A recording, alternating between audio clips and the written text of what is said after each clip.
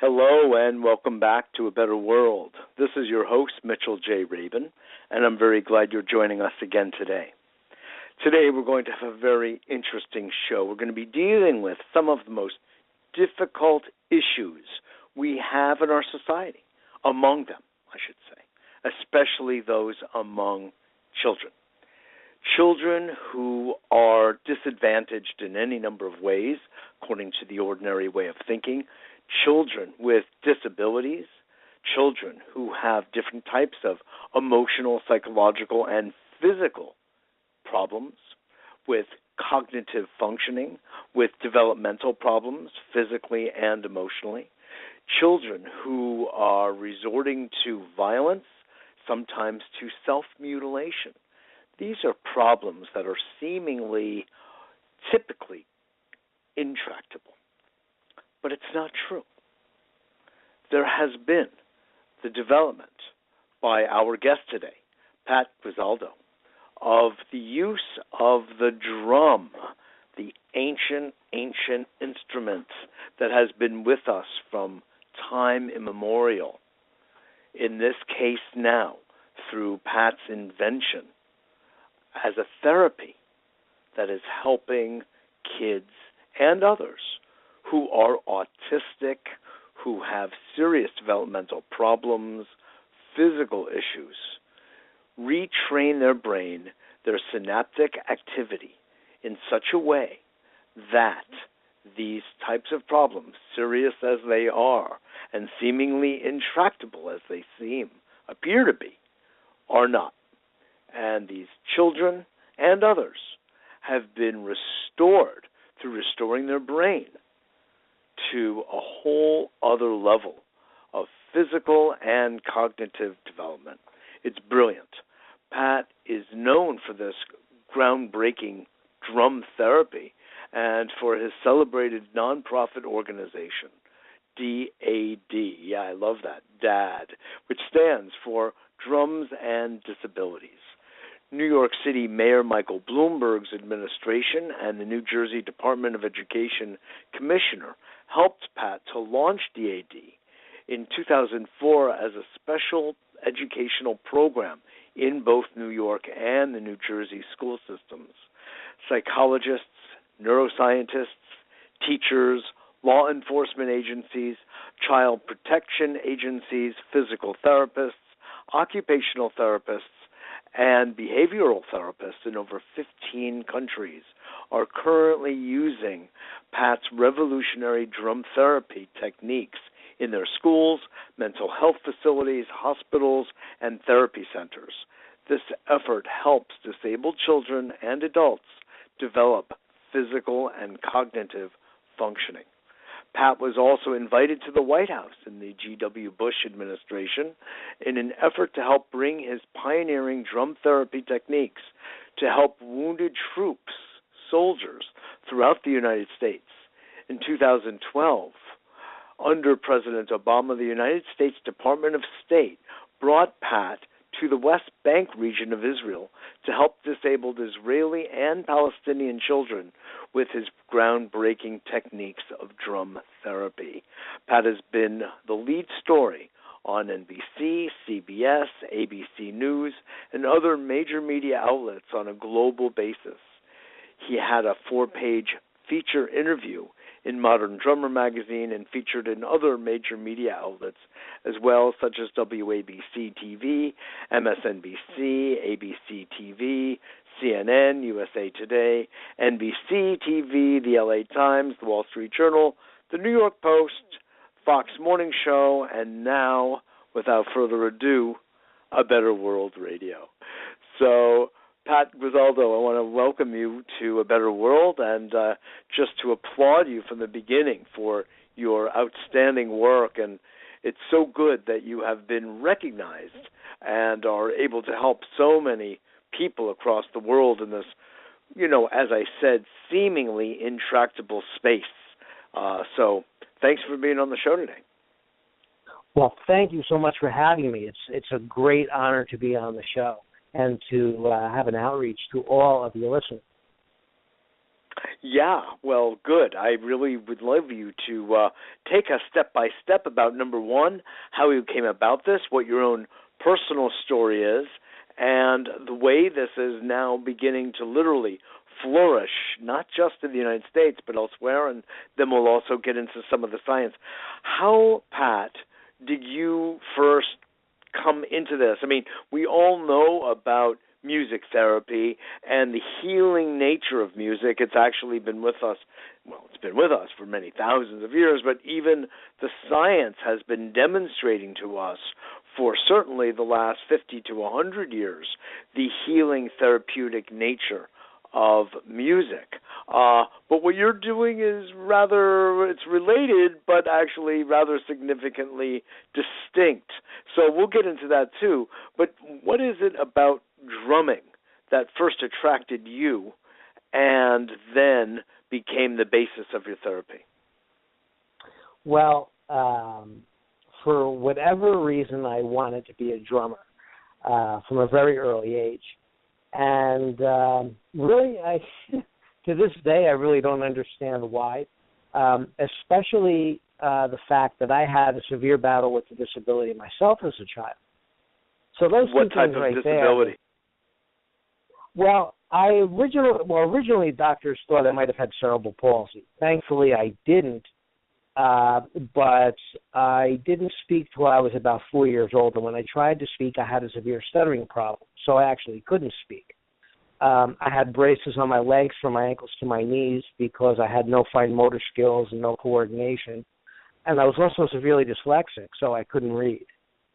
But at the same time, I wanted to be a drummer. How ironic is that, right?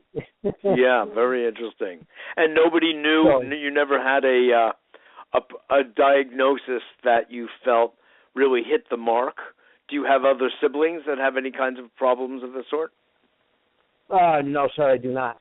No. I have an older sister, but no, there were no issues with her, thankfully. Right, exactly. Yeah, so, but for whatever reason, I just wanted to play the drums, and it was so hard for me. It took me, well, let's see, many years to beat my disabilities. And it was all done through drumming. I used to play 3 to 4 hours every day, and it took me 1 year of playing 3 to 4 hours every day just to be able to coordinate my left hand and my left foot to come down together at the same beat. Wow. Remarkable. But you persisted. Yes, sir, I did. It was, when I tell you, it's the equivalent of trying to thread and put a thread through the eye of a needle with your eyes closed. Well, yeah. It was horrendous. And I don't think I could do that again if I had to do it now. Nor would I want to, because of the fact that who knows where I'd be today. First of all, it wasn't for the love and support of a very few special teachers and the love and support of my family. Without them, I don't know where I'd be today. That's for sure. So yes. That program is definitely a tribute to them. And yes. I am just so grateful to be able to return what I was so fortunate to have received to begin with. Yes, exactly. So you, in short, use drumming, Pat, then to essentially overcome your own disability. Although it sounds like you did that through your own grit, discipline, commitment, and just a nonstop attitude. But you have since found the sort of the neurophysiological basis of what it is drumming does, a certain kind of drumming in particular, and what happens inside the brain and the nervous system. So speak about that a little bit and how you came across that. Well, I realized obviously with myself that it helped me beat my disabilities 100% by the time I was in high school. Of course, and I'll never say that drum therapy is a cure, but I didn't know at the time the way in which I was teaching myself would later be known as drum therapy and also evolve into the D.A.D program. Of course, I had no idea about any of that.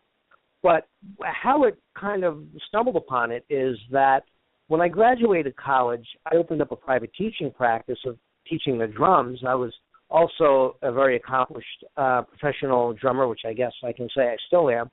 So I've worked with a lot of major musicians and record company projects and tours. Such as who, just for fun? Who have you played with? Well, I've worked with members of Kiss and Deep Purple, Quiet Riot, members of Rob Halford's band from Judas Priest, Mike Romeo from Symphony X, who was nominated as the third best prog metal guitarist of all time. So I've done a lot of different stuff drumming, but of course the D.A.D program is high professional work. Oh yes, sir, yes. And I'm so grateful to be able to do that. I mean, just be able to have that dream. Never mind to overcome what I had to overcome, but just to be able to do things like that. And then, of course, to go on to the D.A.D program in drum therapy. And that's something I always take with me, no matter what I'm doing. It's always about the little boys and girls and their families in any way that I can help them. Absolutely. So you went from, let's say, healing. Cure is a funny word, but let's just say heal, which means to make whole, which, creates a symmetry again in the brain, a coherence in the brain and the heart, the body. And you got the cells operating again the way they sort of are best operating biologically, and people also emotionally. So when you discovered this, you began to experiment, and you ran some tests. Why don't you tell about those original tests that you ran with some of your colleagues? Yeah, well, what I did was I had started a private teaching practice. And this was all, a lot of this actually, I'm sorry not to interrupt, but a lot of this was done right out in Montville, New Jersey, right, which is not so far from the Big Apple. Yeah, Montville, New Jersey, Avenel, New Jersey, where I grew up in Woodbridge Township. That's originally where I grew up. And so I had opened a private teaching practice where I was teaching about 70 children a week. And for whatever reason, fate would have it, most of them had some type of disability. And I never, ever expected to be teaching children with disabilities when I opened up my studio. I was really shocked that, as the universe would have it, all these kids with, whether it was autism, Tourette's, dyslexia, ADHD, ODD, OCD, were somehow migrating to me without me even advertising. Define, if you would, please. Define ODD. Oppositional defiance disorder, where in some cases can be very significant, where a child will just be so oppositional, they will hit you, they will throw things at you, which I've also experienced. All of us think through oppositional defiance disorder.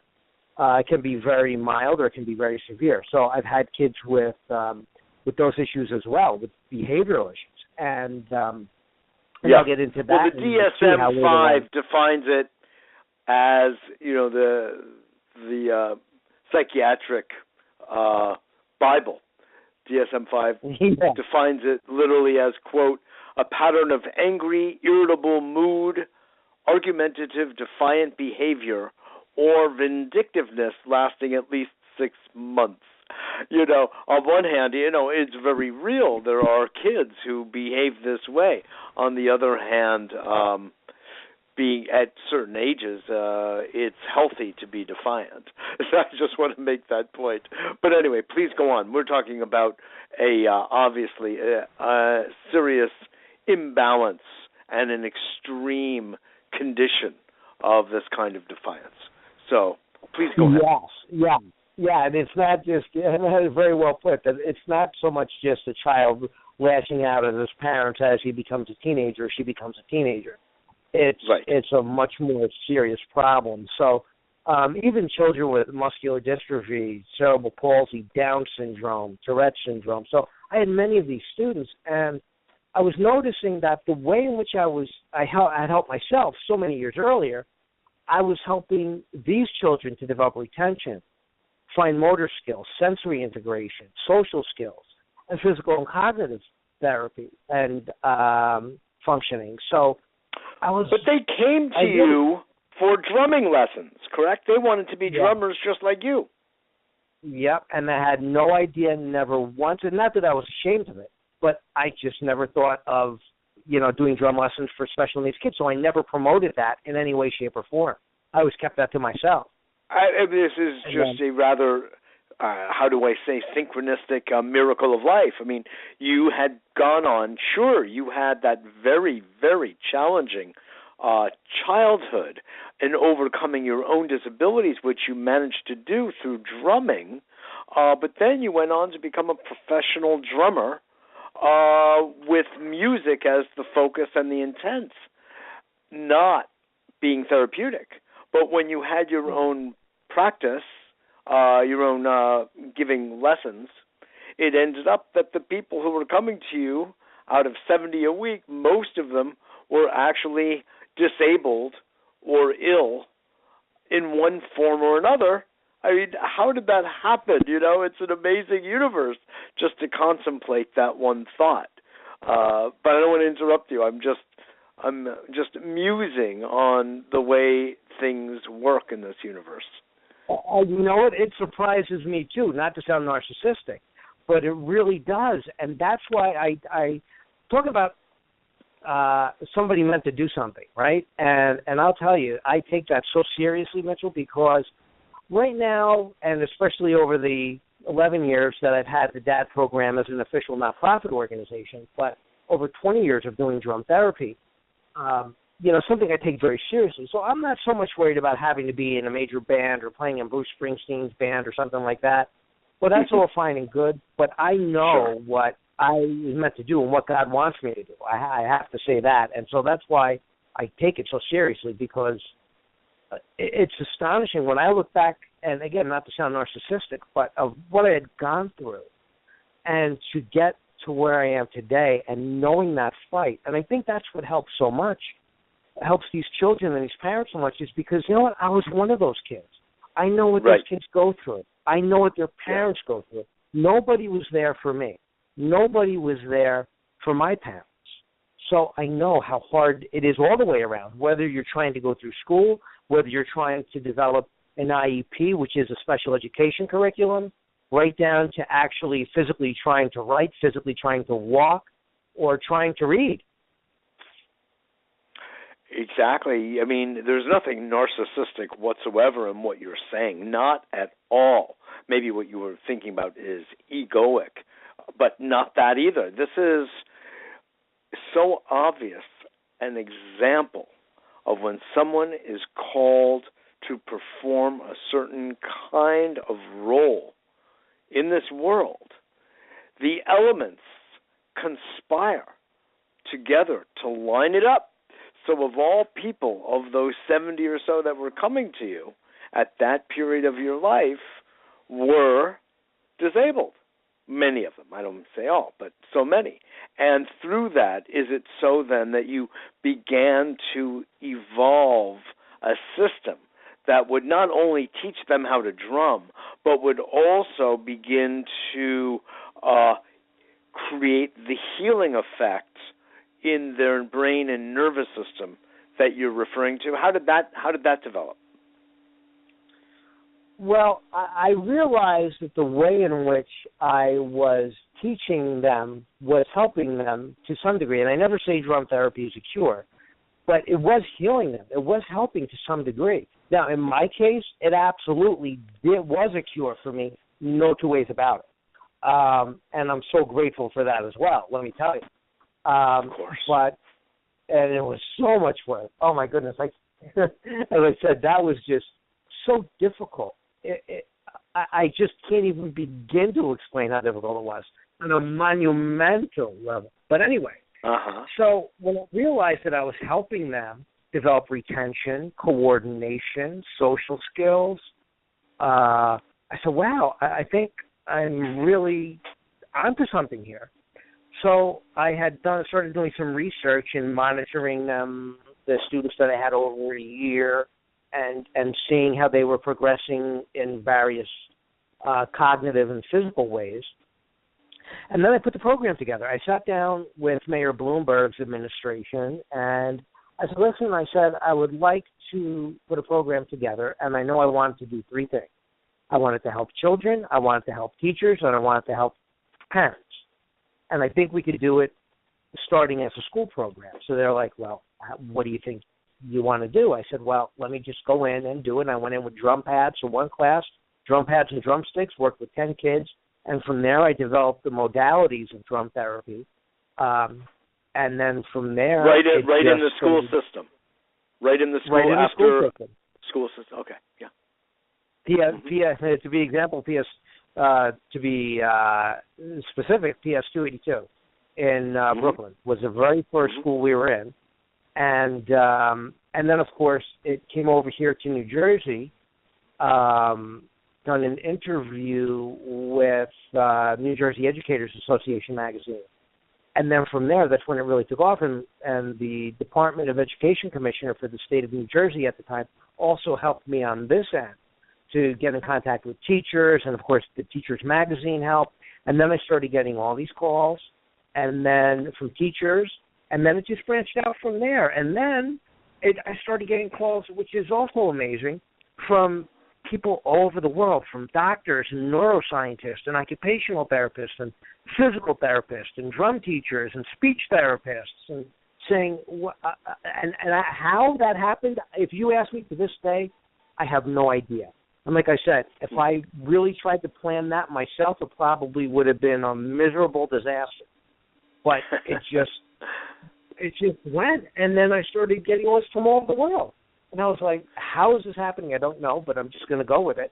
And then I realized that I had to devise a teaching program, because obviously I can't be everywhere myself. So it was actually my attorney who said, you really need to replicate yourself and what you do and teach others. And I said, you know what, I think you're right, because I can't be everywhere. So then I started a certification program where somebody could do a drum therapy training, and they could get certified with me. I am the only organization, we're the only organization in the world to designate somebody as a drum therapist. And I do all the training myself in drum therapy, only because I developed it myself, obviously. So I never, ever want to relegate that to somebody else, because I know exactly how each thing has to work, especially for each disability. And I'll take you inside a classroom if you want to, of what a typical classroom might be like, if you're interested in hearing about that. Oh, yes, please. So we work with no more than 10 children at a time. And within that group of 10 children, I might have a child who is autistic. I might have another child who is severe ADHD, running around the classroom, literally, one or two. I might have a child who has severe ODD, sitting there either trying to come up and hit me with a chair, or throw drumsticks at me, or a drum pad, or just come up and hit me. I might have a child that has dyslexia, and they're trying to figure out the difference between the right hand and the left hand. I might have a child with a sensory integration issue who's also laying on the floor covering his ears because just the noise of a drum pad is too loud. All going on at the same time, mind you, in one class. So now you have to work with each one of these kids at the same time to try to help them individually and as a group with their disability, to develop retention, fine motor skills, social skills, physical and cognitive functioning. So that's what a basic class is like for us on a daily basis. In these classes of approximately 10, with all of the different types of disabilities and cognitive issues, physical and emotional problems, you conduct the class, and the same lessons will be applying to all, or do you have to make unique decisions and distinctions for each of the types of problems? Yeah, because I'll have to deal with each disability at the same time immediately. So, for example, if Johnny has ADHD and he's literally running around the classroom because he can't sit still, I'll say, okay, Johnny, sit down. At the same time, There's Susie, who is severely defiant, and she's like throwing drumsticks at me or just sitting there with her arms folded and saying, I'm not going to do this at all. So now I have to get her engaged.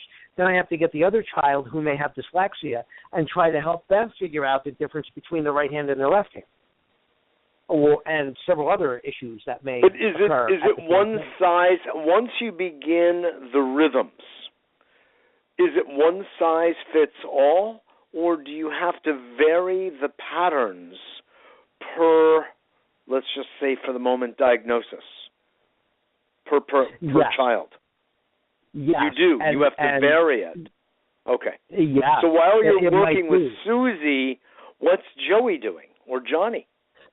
Well, Joey or Johnny, if he's, again, running around or just tapping the drum pad maybe constantly because he has ADHD, so I'll have to have him do one thing and then Susie do something else, and then what I'll do is then I'll bring everybody together with the same beat. So if I say, okay, everybody play right, left, right, right.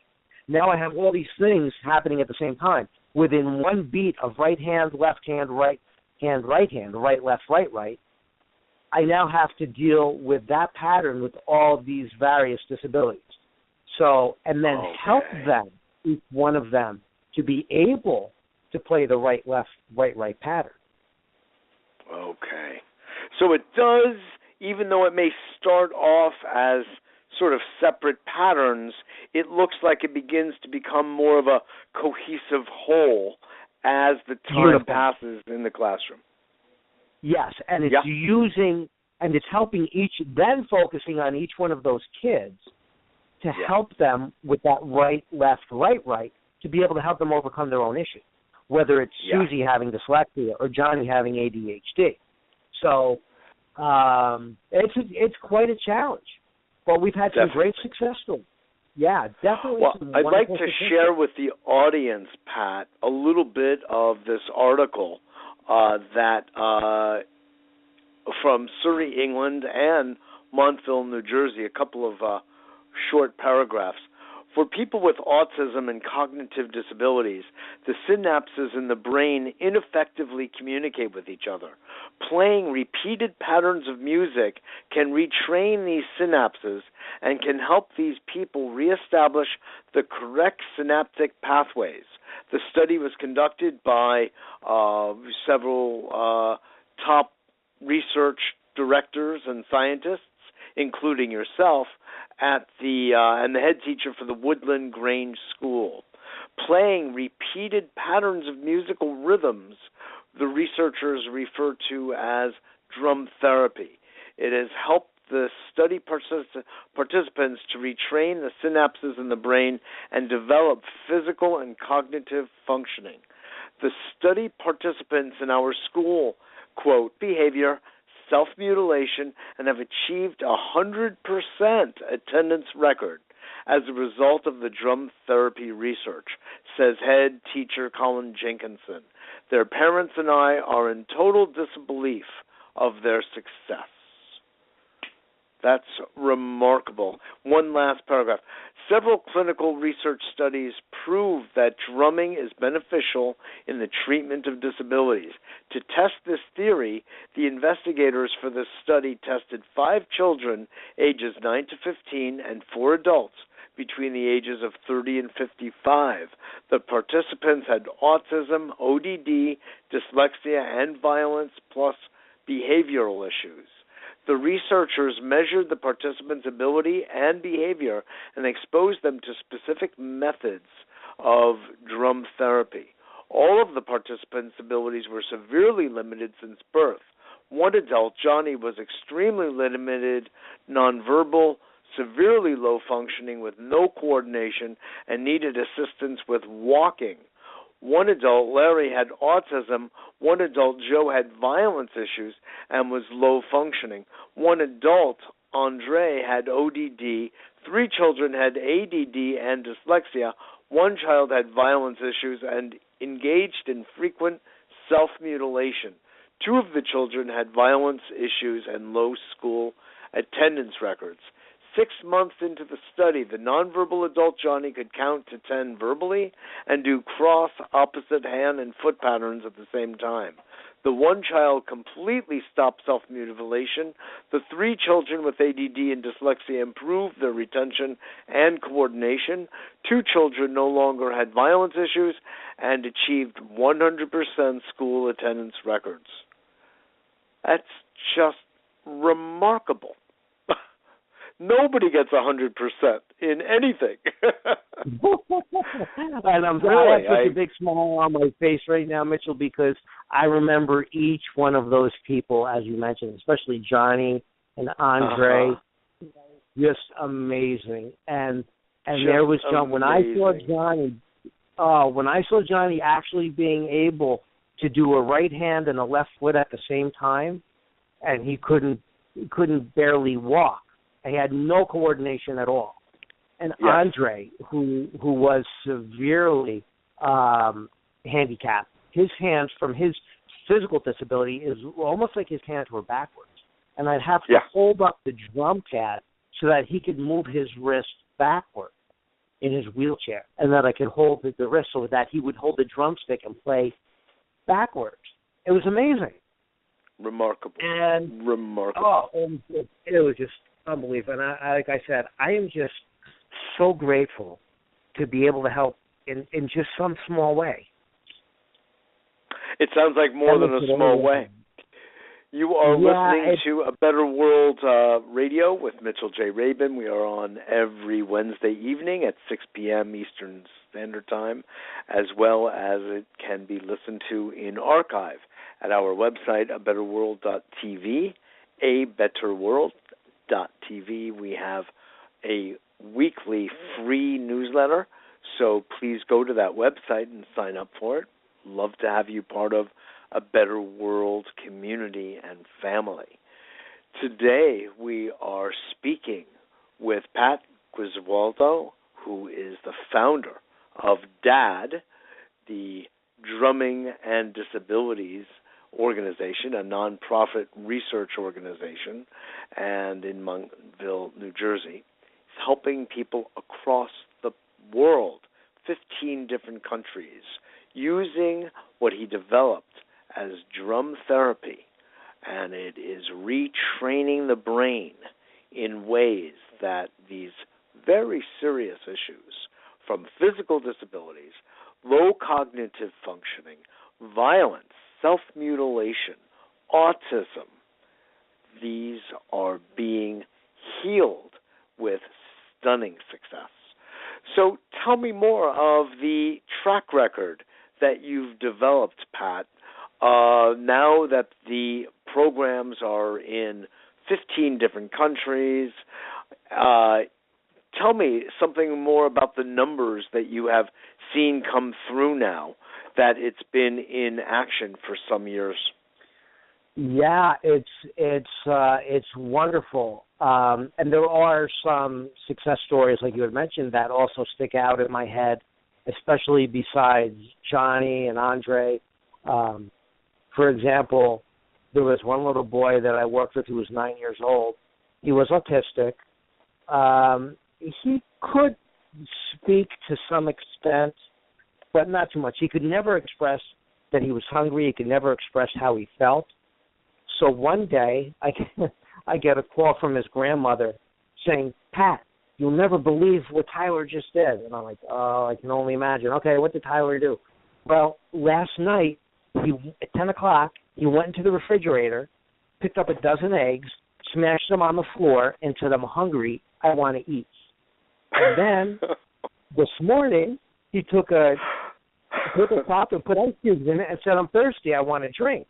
Now, that's very significant because part of bringing the thought process together with the physical action, you could see where Tyler, never being able to say that he was hungry before, he took the eggs and smashed them on the floor because that represented the synaptic pathway connection. Of saying, of physically doing something, combining that with the feeling. So he was feeling that he was hungry and physically hitting the drum pad So he combined the eggs and throwing them on the floor as hitting the drum pad with the feeling of I'm hungry, I want to eat. Yes. And yes. the same thing with being thirsty. It's just, when I heard that, I was just like, wow. Another case was we had a 16-year-old boy sing for the very first time. And I'll tell you, there are a lot of tears in this program because there are so many milestones reached for the very first time. Johnny was 55 years old. Tyler was 9. This other kid that I was telling you about was 16 years old. The mother heard him sing for the very first time. Oh my goodness, it's just amazing. Remarkable. Really, now, let me ask you: are there examples of children or others who you find are not responding, or respond more slowly than others? What is the kind of time frame you're looking at? And as I asked, are there those that do not seem to respond at all? Yes, and that is definitely absolutely the case, especially with very low cognitive functioning children. For example, children who are on respirators, portable respirators and wheelchairs, that they can't move at all. All they could do is maybe blink their eye because that's how low functioning they are. It's almost in a vegetative state, and they're that low functioning. So, but just to be able... Do they look like they are blinking their eyes in rhythm to the drums? Yeah, because I'll say now, when I hit the drum pad, blink your eye as I hit the drum pad. Okay. And they'll blink their eyes. If I go 1, 2, 3, they'll go 1, 2, 3 with blinking their eyes. Well, that is a very good. That's a very. I would not call that a defeat. I think with what their physical muscular coordination is, that's a success. Yes, however little, yes, it is. So, but again, unfortunately, and I wish it could be different. I wish I could get them to move their hands or their legs or to be able to breathe without a respirator. But obviously, there's only one person who could do that, and he lived over 2,000 years ago. So, as far as that goes. I'm not going to limit it to that, but nonetheless, I mean, you're making headway. I'll say that. But what are some other examples where you have just not seen any change at all? Do you have any sense of what that is and why that is? Well, yes. It's just to the point where they are so...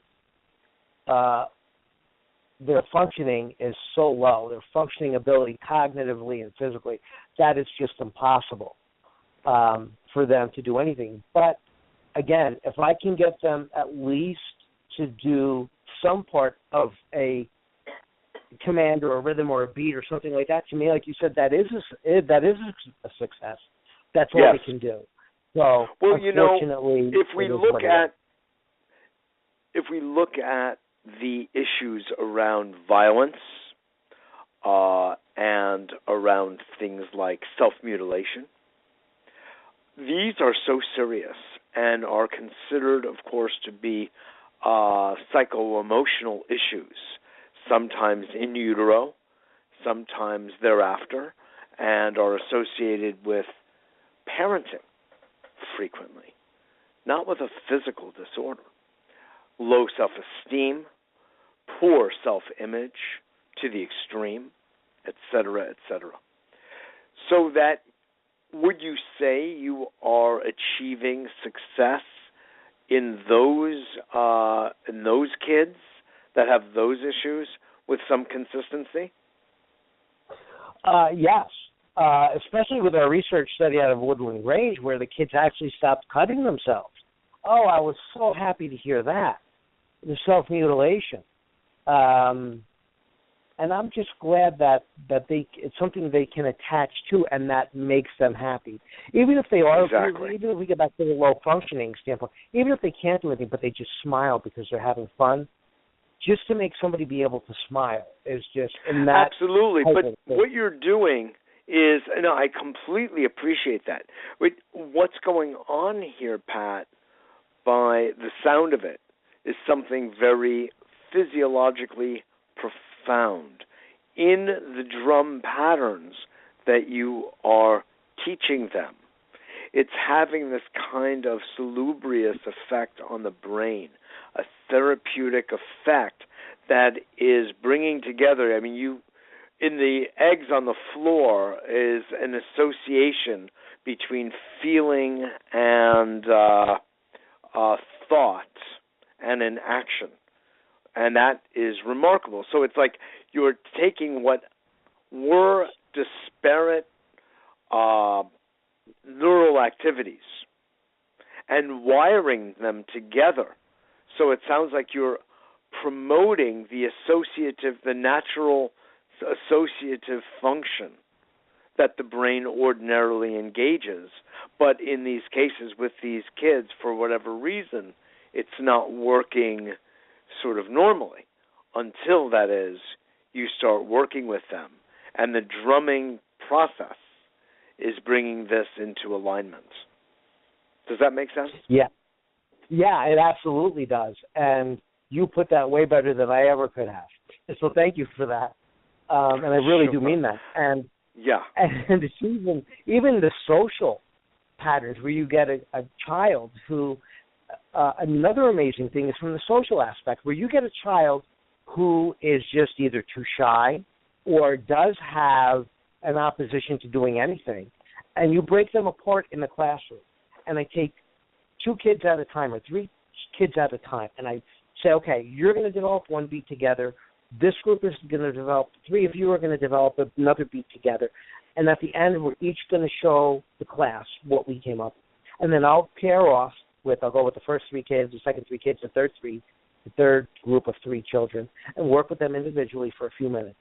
And then they'll all play their beats for each other. The group 1 of 3 will do it, group 2 of 3 will do it, group 3 of 3 will do it. And they'll play all for each other.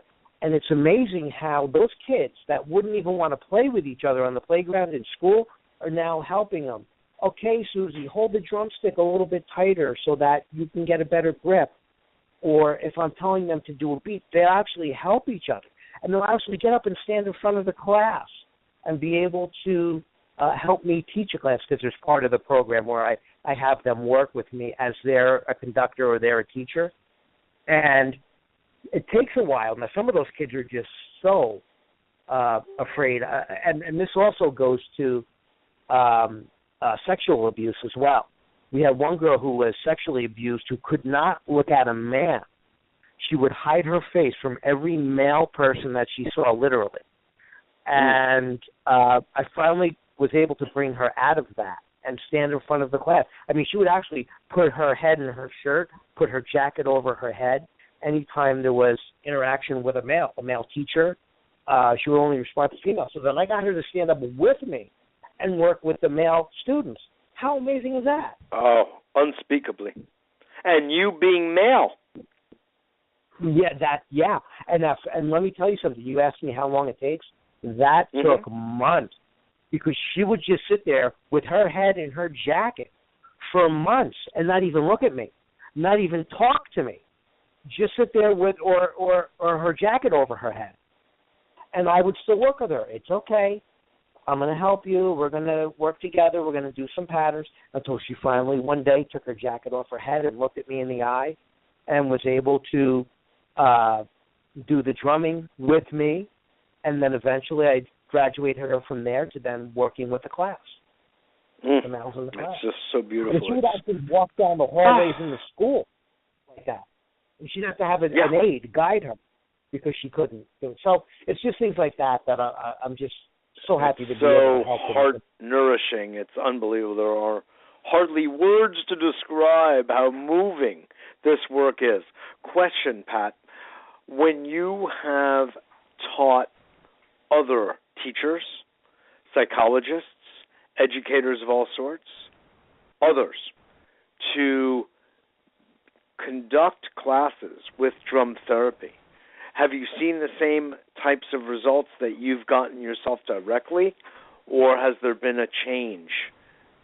I have seen success with that from other people doing it, which is wonderful too. So that proves that, I mean, I guess I do it.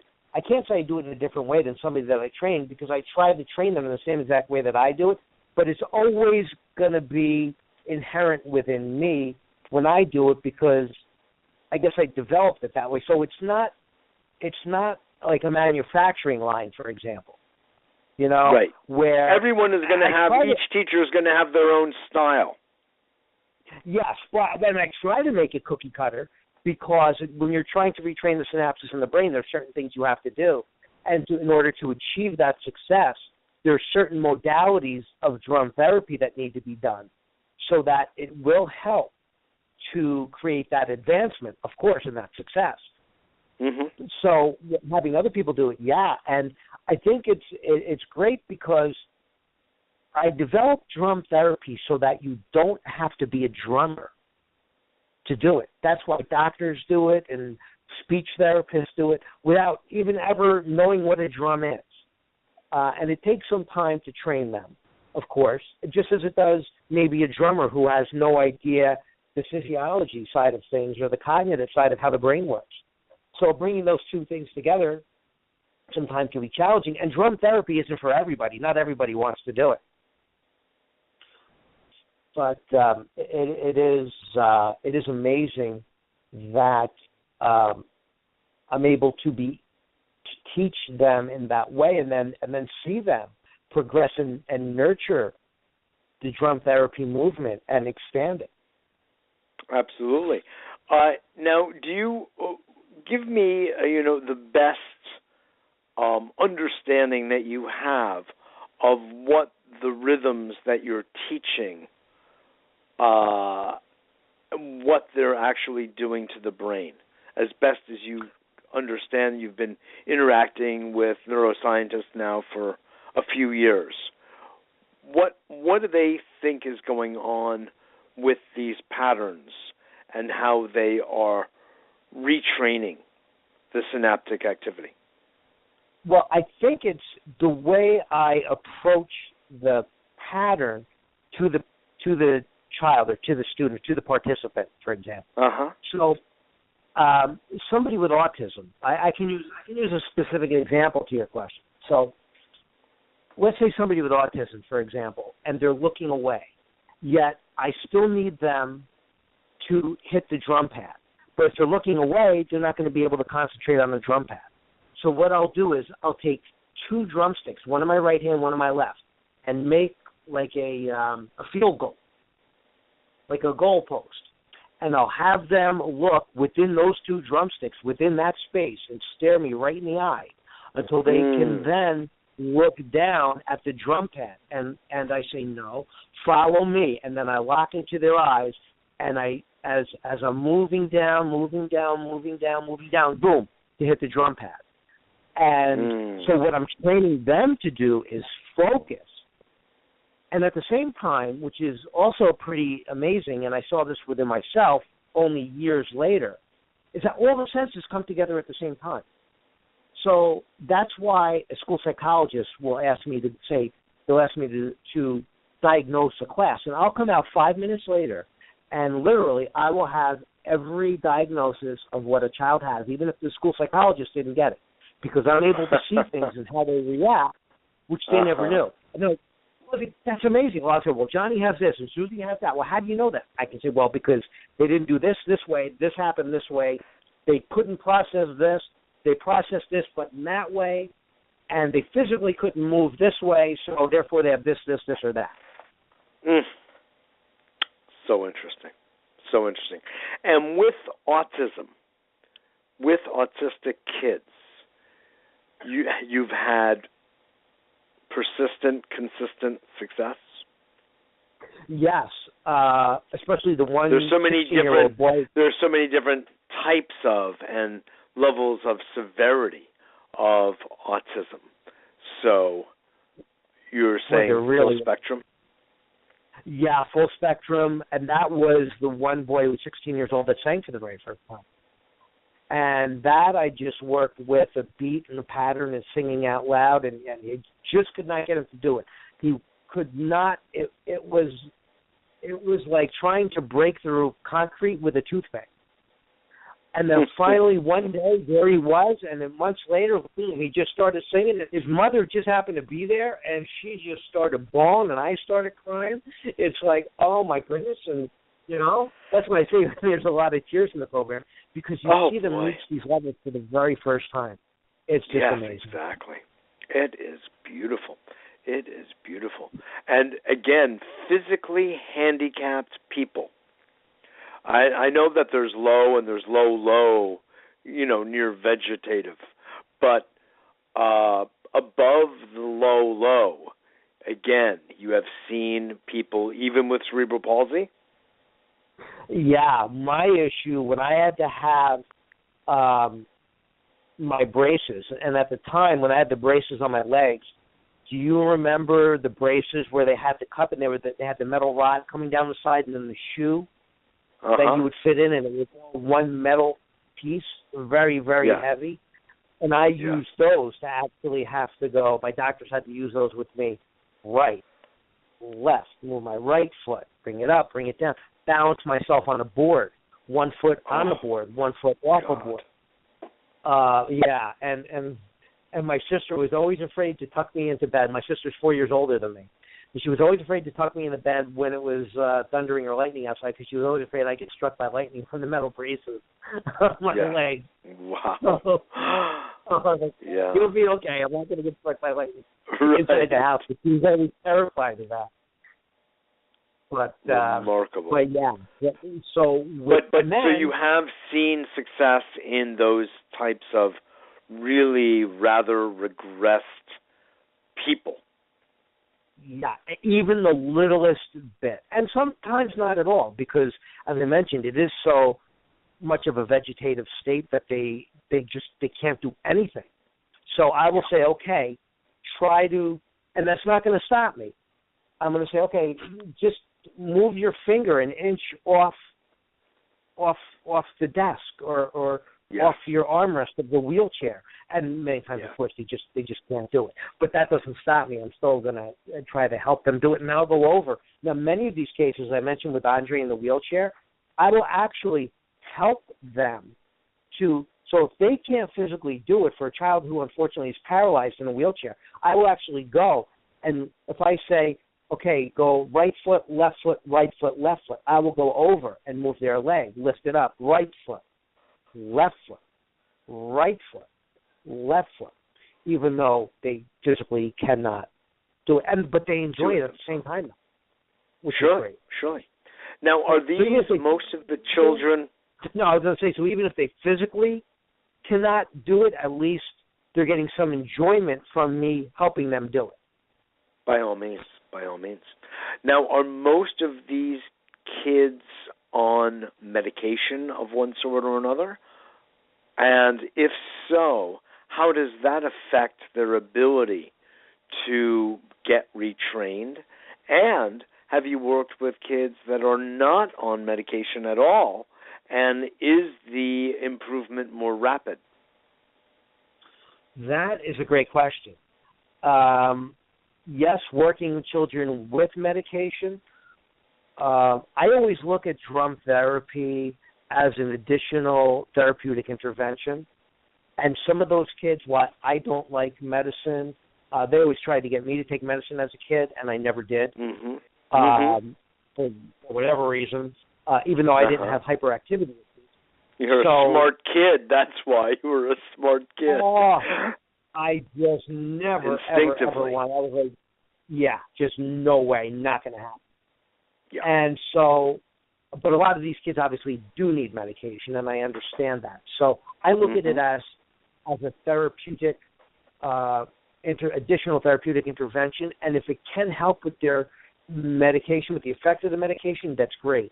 How does it work with them while they're on medication?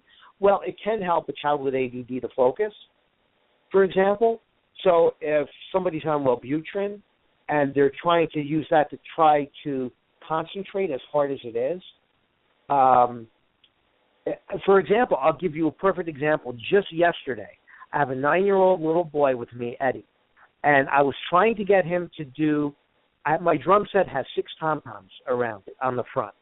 So I tried to get him to do 4 beats on each tom-tom. Tom-tom 1, 2, 3, 4, 5, and 6. 4 beats on one, 4 beats on the other one. 1, 2, 3, 4, 1, 2, 3, 4, 1, 2, 3, 4, 1, 2, 3, 4. Well, of course, it'd be 1, 2, 1, 2, 3, maybe 1, 2, 3, 4 on the last tom-tom.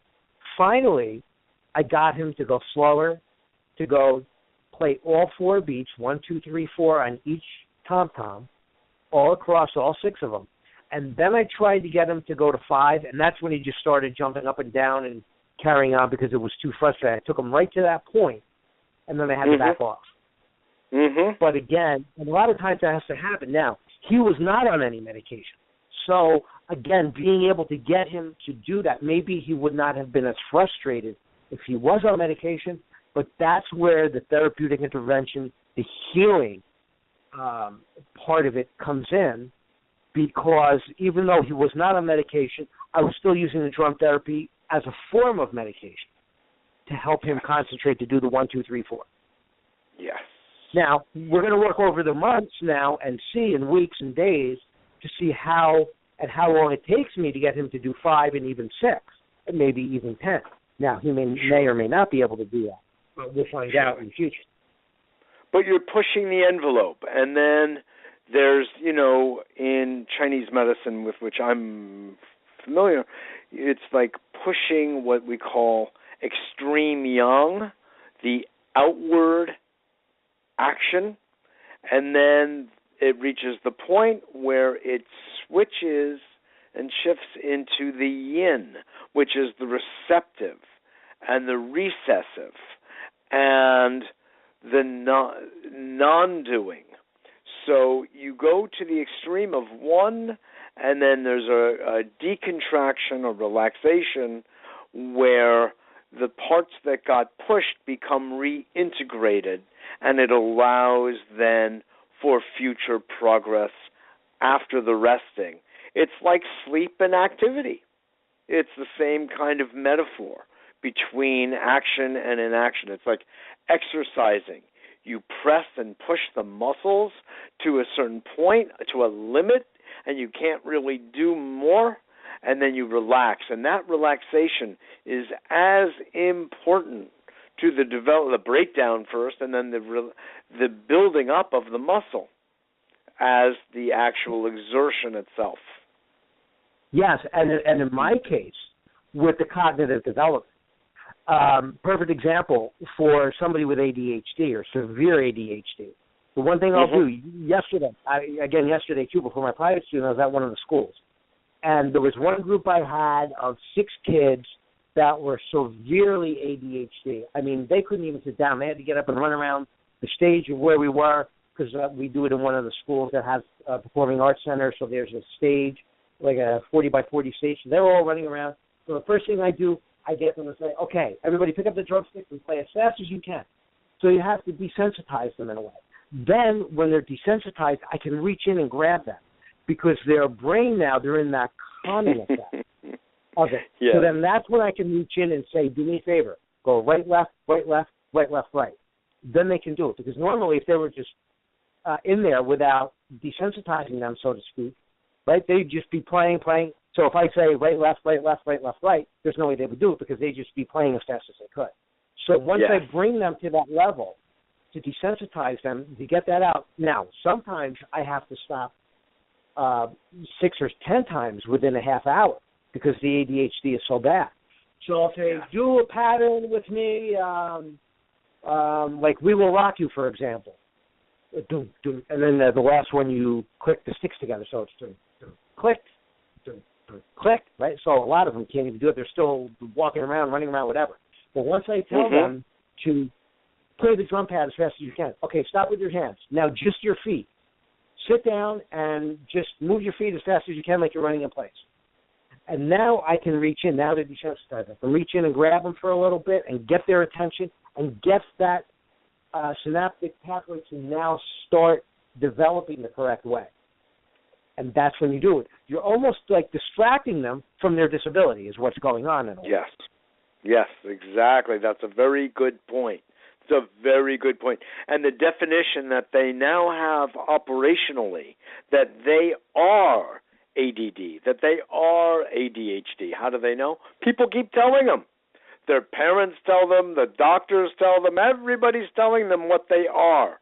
And their brain will follow the instruction from an authority figure, because that's the way we're designed. That's the way it works. The brain listens to the mind, and it responds. So, we were talking about that earlier today when we were talking about in total biology what we refer to as the diagnosis conflict, which is actually considered the most serious of all the types of emotional conflicts of them all, because the body listens to the brain and the brain listens to the mind, and if the mind is told by someone of authority, especially like a doctor, that you have 6 months to live, young boy, or you have X disease, including being autistic or what have you, look what happened with you. There was a tendency then to believe it and to actually make it real. And you were sharing with me earlier about when doctors thought, because they didn't know what else to call you, that you had cerebral palsy, only to find out a bit later that, in fact, you did not, and the emotional relief you experienced by being told by an authority figure that you did not have it, that changed your world. Boy, it sure did. It sure did. So it's just a level of the play that we need to stay mindful of. That's all. I want to ask you, and we're heading toward a close very soon, but I would like to ask you, since I asked you about medication, I wanted to also ask you, have you experimented at all, Pat, with the use of drum therapy for issues around addictions, be they drug addictions, alcohol, or any substance abuse? No, I have not. But that is something that I look forward to doing together with you, and I think we should. Okay. I imagine that your supposition is that it could be of truly great therapeutic service. Yeah, I would hope so. But then again, let's just think about that for a second, your question. So maybe if somebody decided they needed to drink or they needed to do some type of drug or put a needle in their arm, maybe if we got them to play on the drum pad, do something with the modalities of drum therapy to retrain their brain to not to do that negative action. Yeah, that's a pretty wonderful thing. That's what I'm thinking. We could do that. That's what I'm thinking. Exactly. Okay, well, I'm glad I brought it up as a new area for exploration. I'd love you to share with us in closing your experience in Israel. You were sent over by the Obama administration, Department of State, to work with both Israeli and Palestinian children. Could you wrap up by telling us what that was like?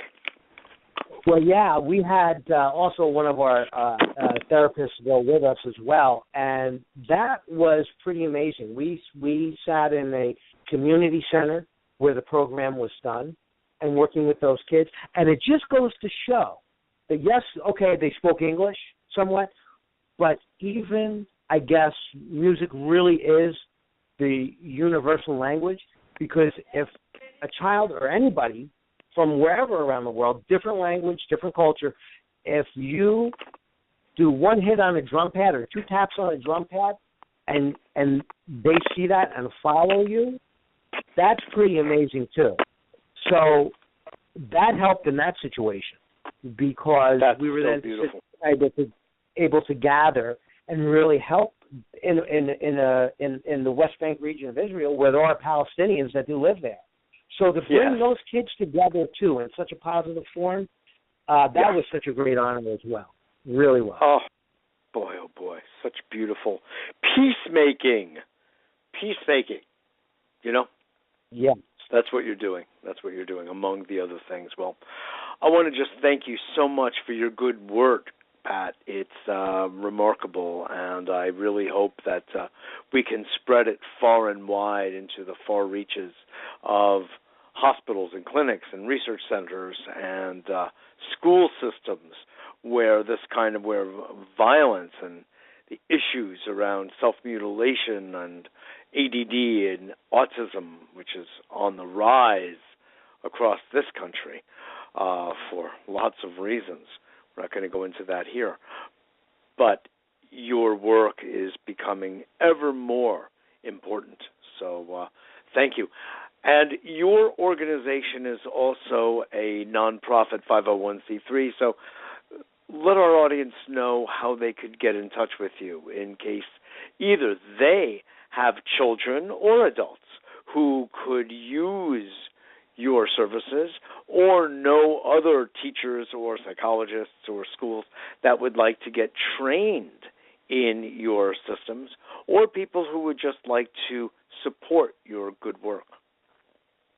Yes, they can get in touch with us on our website at www.dadprogram.org, or even if they call us, 973-725-5150. And there's a variety of ways. It's not just financial. It's just reaching out and helping. And there's so many things that we do to volunteer, too, that I do myself.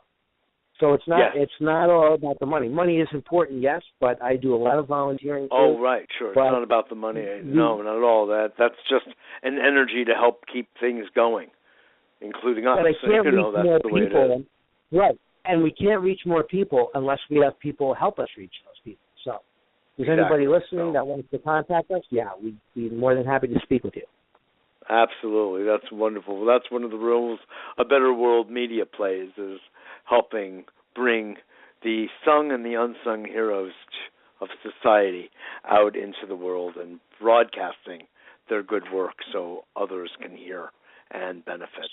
So, Pat Gesualdo, thank you again for being on today and sharing your excellent work, drum therapy, with our audience. Well, thank you so much for having me. It's a great honor, and thank you for the great work and all the wonderful things that you're doing and helping keep these people informed. We need more people like you, that's for sure. Thanks so much. Really a pleasure. We'll talk again soon. Yes, sir. Bye-bye. Bye-bye now. Pat Gesualdo, wonderful, wonderful man, as you could tell, and doing such good work. It's just, how do you say, in a world that is falling apart at the seams on institutional levels, etc., we have these people on the ground like Pat who are creating a better world.